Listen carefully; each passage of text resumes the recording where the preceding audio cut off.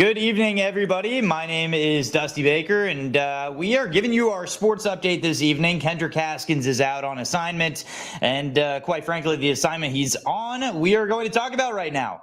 That would be soccer. This is a huge day in the world of soccer here in Louisville, as well as, of course, nationally. First of all, at 7 o'clock this evening, so in just a few minutes, Racing Louisville will take the pitch. That will be against Chicago in the Challenge Cup. Racing has been doing pretty well so far. This is, of course, without 6 of their key players who are, of course, playing for their respective nations in the World Cup. But Racing is off to a 3-0 start in that tournament. Meanwhile, though, an even bigger matchup this evening. At 9 o'clock this evening, Racing Louisville star Savannah DeMello. She is going to make her debut for Team USA, the women's national team. They will take on Vietnam in the Women's FIFA World Cup in New Zealand. Racing, they're throwing a watch party at Lynn Family Stadium as well for that. It's going to be extremely exciting this evening. It's a soccer world today, and specifically Kendrick Haskins is out there.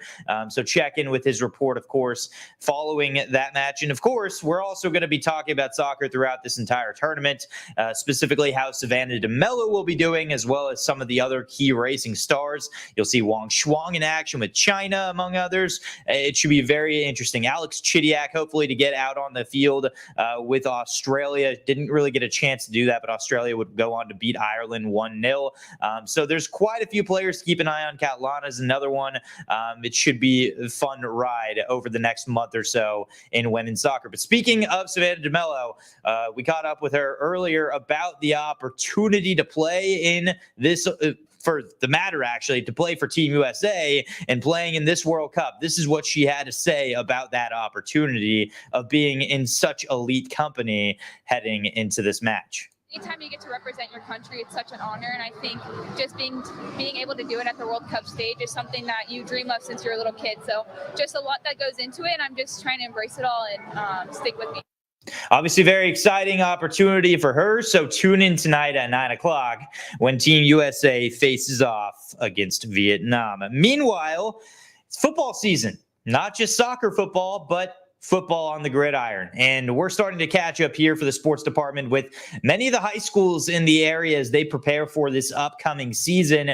We already caught up with Bullitt East. How about the team that came oh so close to defeating them in the state championship game a year ago? They fell just a point shy, and in dramatic fashion as well. This is Male High School as they prepare for their upcoming season. Your whole season and a championship comes down to one play. We had opportunities. The Male Bulldogs are turning the page following their 28-27 loss at state to Bullitt East. Each year you're like, we're one play away.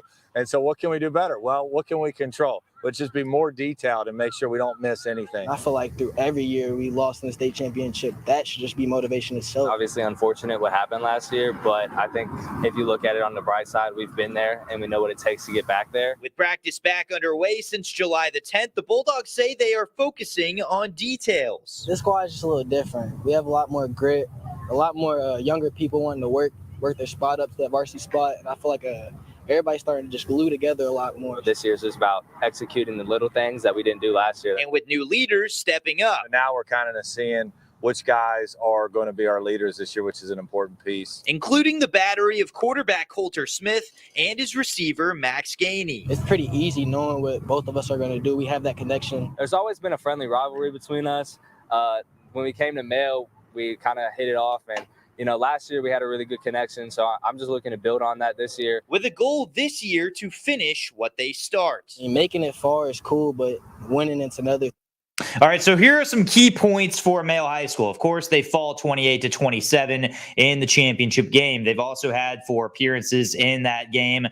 So trying to come back from that, and they were telling me, even on and off camera, that while they're motivated, they're kind of just trying to push this to the rearview mirror. They're looking at a new squad here and should be interested to watch as well, with Coulter taking full possession of that quarterback job. And they're going to get some practice in as well, because over the next couple of weeks here, this is really when they get their shot to be able to prep for this upcoming year. So next week, they will don on the pads. That's step one. It'll be 2-a-days. So, of course, they'll be practicing from brutal hours in the morning until the afternoon. So that's just what they do during this time to train. And then they have several practice games as well. A couple scrimmages that they have moving forward. They will face Highland. That will be on August the 4th. They will follow against Bowling Green. That'll be August the 11th. Then they actually kick things off for their regular season, non-district play, of course, but still first actual game of the year will be at home against Butler on the 18th. So a lot going on over there at Male High School as they try and figure out what went wrong in that final game and try to get a little bit of a vengeance as well. It's going to be interesting. This is a really talented team. Was out at practice earlier today as well. They've got a lot of good athletes on both sides of the ball. Should be exciting to watch them throughout the course of this 2023 season. How about a prospect in Major League Baseball that is ranked 16th in the entire league, number 1 in the Reds organization? I feel like on this podcast, Kendrick and I have talked a lot about prospects, and that's just naturally because the Bats are right down the road. But the thing is, the Bats just keep getting top prospect after top prospect, and they have it again right now. I talked a little bit about him earlier last week. We're going to talk about him again. This is Noel V. Marte, who is now the Reds' official number 1 prospect. As I mentioned, 16th in baseball overall, number 1, playing for your Louisville Bats at AAA, and none other than last night, he had some significant success. He hit a bomb. We'll talk about that in just a sec, but here is the home run and a replay of what he did last night to that poor baseball.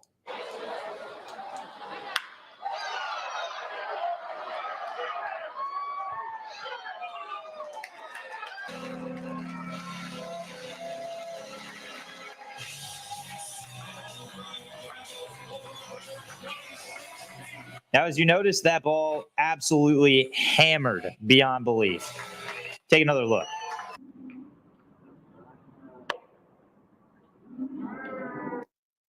So as you can tell, that ball was just smoked. We went a total of 464 feet, went 113.8 miles per hour. Let me remind you, this was not the Reds' top prospect at the start of the year. Of course, we had Ellie De La Cruz here in Louisville. We also had Matt McClain. We had Christian Encarnacion Strand. We had Andrew Abbott. All of them here in AAA. Brandon Williamson, starting pitcher, was down here for a little bit. There's something going on here in Louisville.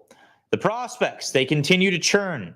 Noel V is the next man up. And quite frankly, the value is as high as it's ever going to be. A big question mark here is going to be, can Noel V stay in this organization? And what I mean by that is the Reds will be approaching this trade deadline very soon. We're on July the 22nd, of course, or actually July 21st, tomorrow 22nd.